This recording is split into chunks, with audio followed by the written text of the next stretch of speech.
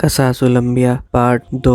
حضرت آدم کی پیدائش کے بعد اللہ رب العزت نے فرشتوں کو حکم دیا کہ آدم علیہ السلام کے سامنے سجدے میں جھک جاؤ۔ سبھی فرشتوں نے حکم مانا پر ابلیس نافرمان ہو کر سجدے میں نہیں جھکا۔ جب اللہ نے ابلیس سے پوچھا کہ تجھے کس چیز نے سجدے میں جانے سے روکا، ابلیس نے فرمایا کہ میں سب سے افضل ہوں اور تیری بنائی ہوئی مخلوقوں میں سب سے بہتر مخلوق ہوں۔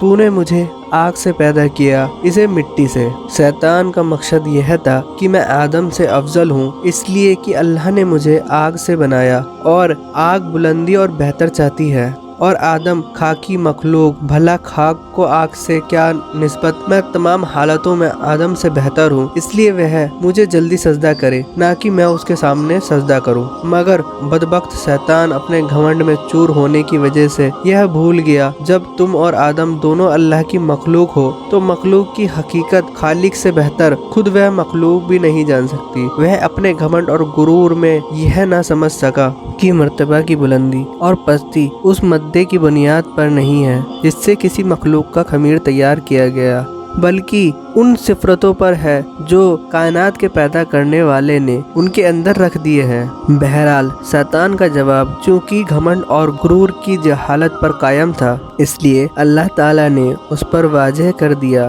کہ جہالت سے پیدا ہونے والے گھمنڈ و غرور نے تجھ کو اندھا کر دیا ہے کہ تو اپنے پیدا کرنے والے کے حق کے احترام سے بھی منکر ہو گیا، اس لیے مجھ کو ظالم قرار دیا۔ بس تو اب اس سرکشی کی وجہ سے اپنی ہلاکت کا حقدار ہے، اور یہی میرے عملوں کا قدرتی بدلہ ہے۔ ابلیس نے جب دیکھا کہ کائنات کے پیدا کرنے والے کے حکم کے خلاف کرنے، تبکر اور اللہ پر ظلم اور الزام نے ہمیشہ کے لیے مجھ کو اللہ رب العالمین کی آغوش رحمت سے مقدود اور جنت سے محروم کر دیا، تو توبہ کرنے اور معافی کی جگہ اللہ سے یہ درخواست کی کہ قیامت آنے تک مجھ کو مہلت دے اور اس لمبی مدت کے لیے زندگی کی رسی لمبی کر دے۔ اللہ کی حکمت کا تقاضا بھی یہی تھا، اس لیے اس کی درخواست منظور کر لی گئی۔ یہ سن کر اب اس نے پھر ایک بار اپنی شیطانی کا مظاہرہ کیا، کہنے لگا جب تو نے مجھ کو مردود قرار کر ہی دیا تو جس آدم کی